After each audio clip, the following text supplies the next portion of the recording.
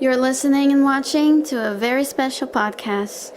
Here we have more on Lola, Nikita. Enjoy.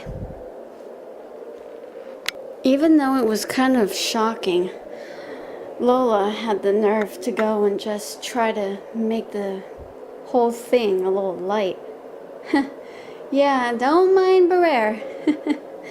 She always is kind of a little bit psychotic. However, she knew nobody was looking up. Lola felt bad. Oh, sorry, guys. I know it was kind of painful to see all that, but I'm sorry. I guess I was just trying to cheer you guys up. No response. Do you actually believe in that crazy son of a bitch? Kimizuki was the first to respond. No! Oh, jeez Louise, Lola. Well, I don't know. You're not saying anything.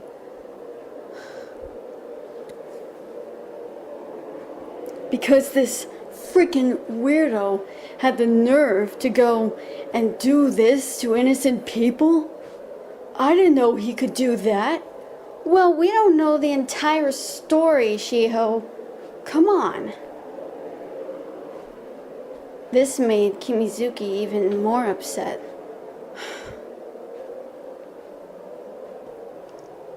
Lola, I talked to this guy. I didn't know he did this before. I feel like this is my fault, isn't it? Narumi looked at him in shock. Lola was shocked too. No way. Do not blame yourself for that. You had nothing to do with this. This made Kimizuki a little sad. I don't know.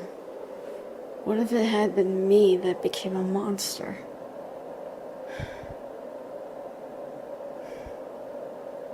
What about my sister?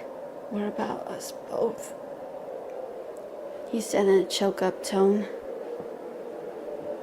Lola moved a little closer as she put a hand on his shoulder and said, "You know what I think? What if it'd been me? Hell, I would have sacrificed my life to save you and your sister. Because you and your sister deserve better than this."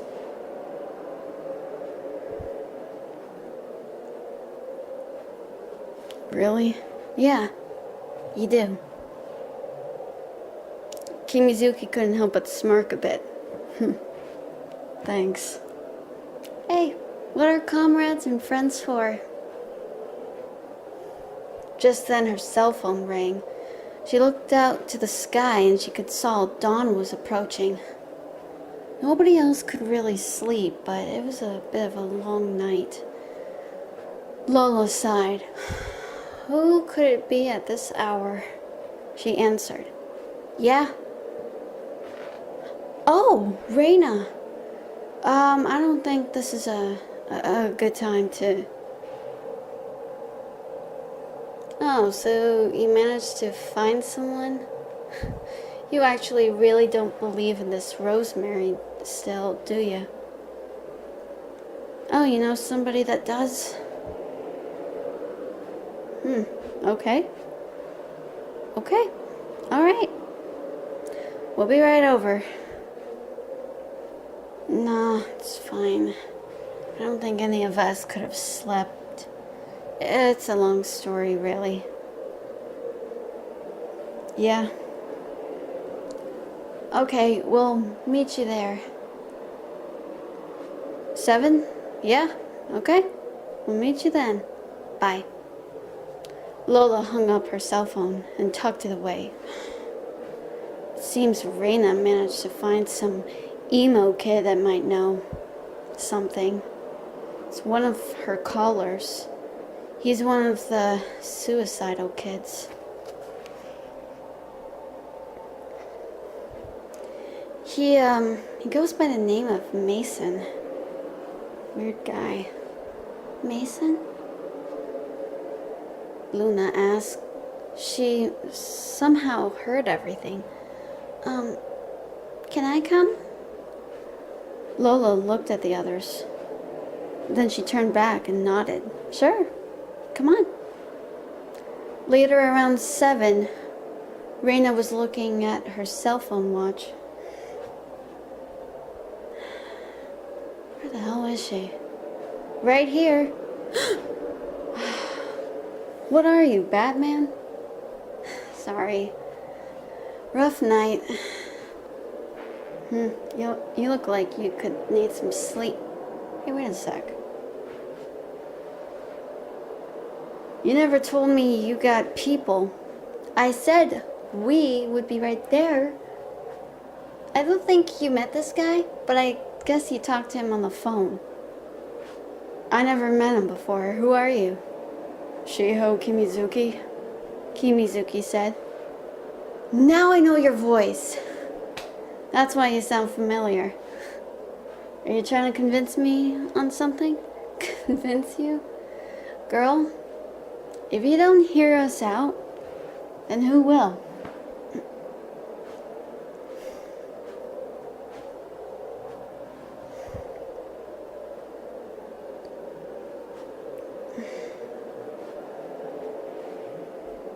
Oh, all right. Rayna said. She looked over and she saw Mason. Sure enough, Mason looked pretty much of a gothic emo type of boy. He had dark hair and he was pale-skinned. The ends of his hair was a bit of purple to them. He had black eyeliner around the lower lid of his eyes.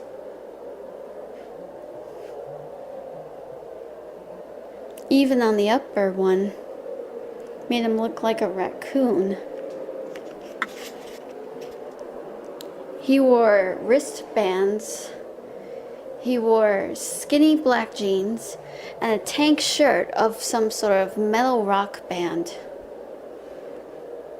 He looked a bit trying to look depressed, but he looked scared than depressed. Mason, you mentioned about this Rosemary girl? Mason was quiet for a moment before he answered. Yeah. I just wanted to help her and show my loyalty. What do you mean? Lola asked. That's when Mason pulled down his wristbands, showing the deepest cut on his wrists that he had, and he had multiple ones. Holy shit! Listen, I know what you're thinking. You think this is all part of my personality and my style. This isn't what I do. Sure, I go for the whole emo goth thing, but unlike the stereotypical type, I don't cut myself.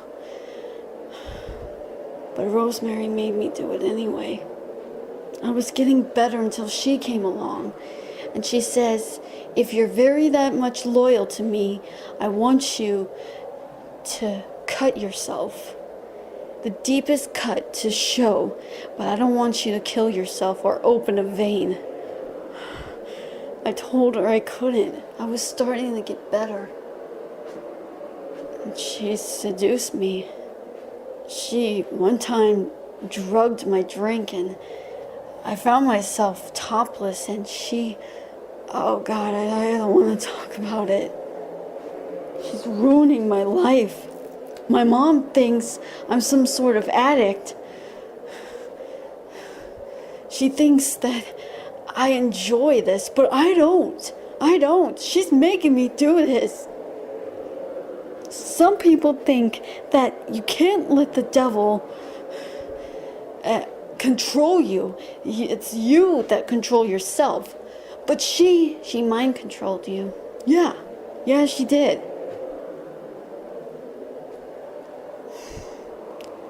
That's the thing about her, isn't it?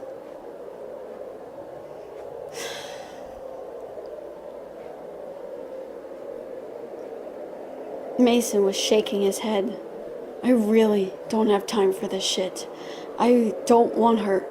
However, he stopped when he saw Luna was just hiding behind Narumi. It's you, Luna? Mason? Luna asked. Lola was shocked. You know him?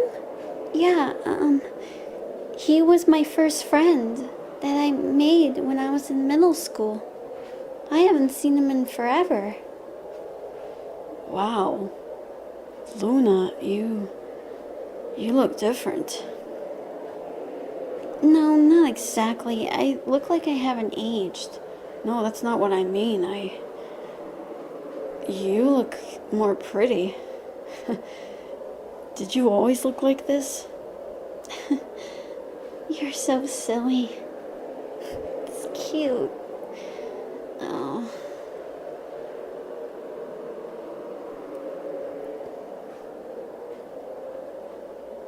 It's really adorable. Look at how you look a little taller. I remember you were a little shorter than the last time. Yeah. Oh. I guess I never told you. This is really embarrassing. Tell me what? Don't be scared.